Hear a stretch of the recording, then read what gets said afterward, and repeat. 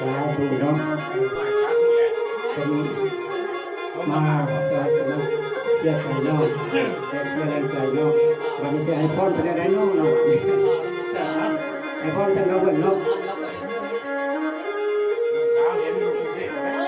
เอาไปล้ำบ่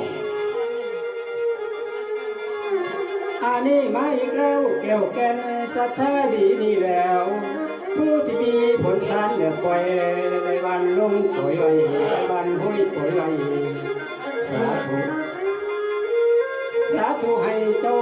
ใส่คือแก้วแววมานี่ลำคาปรารถนาสิ่งใดขอให้ได้สิ่งนั้นสมดัง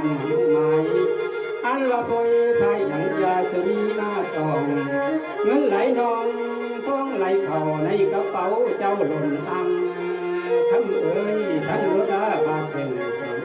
ของเจ้าเป็นทง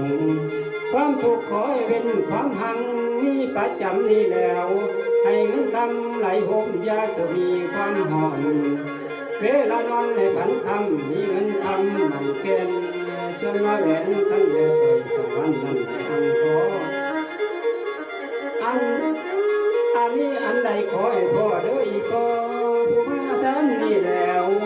ให้สังขารกายยาให้เยื่อแห้งแข็งกายาจะมีความเข่าให้แข็งแห้งคือน้อยนุ่มทั้งเอ้ย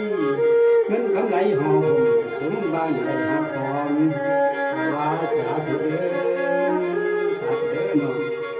อันนี้ว่าสาธุเด้อขันแม่ตั้งไปแล้วมีปัจจัยขาวสะอาดเด้อแม่เด้อเกิดน้อยสาดขอให้ได้มาโนเจ้าดอกของใสผู้ที่มาท่านให้เป็นปัจจัยทั้งสี่ให้แม่มีลูกทำคนไว้ในดังเขาลูกผู้หญิงคอยจับที่เขาสมแม่เราคำสอนนี่แล้วกินหรือนอนคุณมันดาได้ยกสู่สาไว้ขันแม่นใจขอให้พังความเข่าบุหันเฮาพ่อแม่สั่ง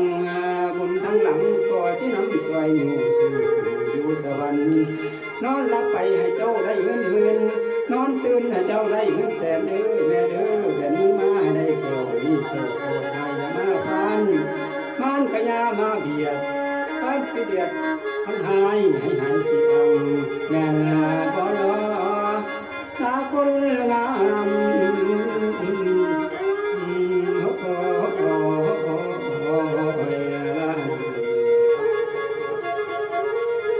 มีเด้อไม่แล้วแก้วเกินสักการีผู้ที่มีผลทานได้ว่าตัวห้วยใบ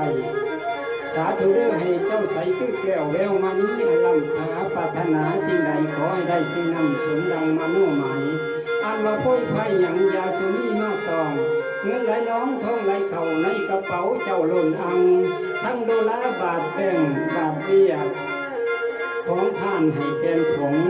ความทุกข์ขอให้เว้นความหังนี้ประจำให้เงินคำไหลโหมยาสุนีความห่อน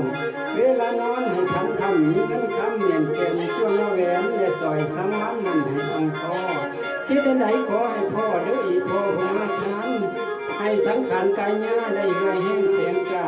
ยาจะมีความเท่าให้แข็งแห้งคือน้อยนุ่มเงินคำไหลห่อห่มให้ซุ้มบ้านได้หักหอมสาธุเด้อขันแม่ท่านไปแล้วเป็นปัจจัยขาวสะอาดเกิดท้อยซาดขอให้ได้มโนเจ้าให้ฟองใสผู้ที่มาท่านให้เป็นปัจจัยทั้งสี่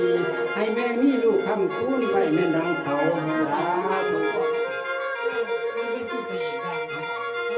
ยกน้องให้พรเป็นเท่านี้แหละขอขอบใจหลายๆเด้อเนาะแม่ย่าเพิ่นเนาะทั้งอ้ายใหญ่เพิ่น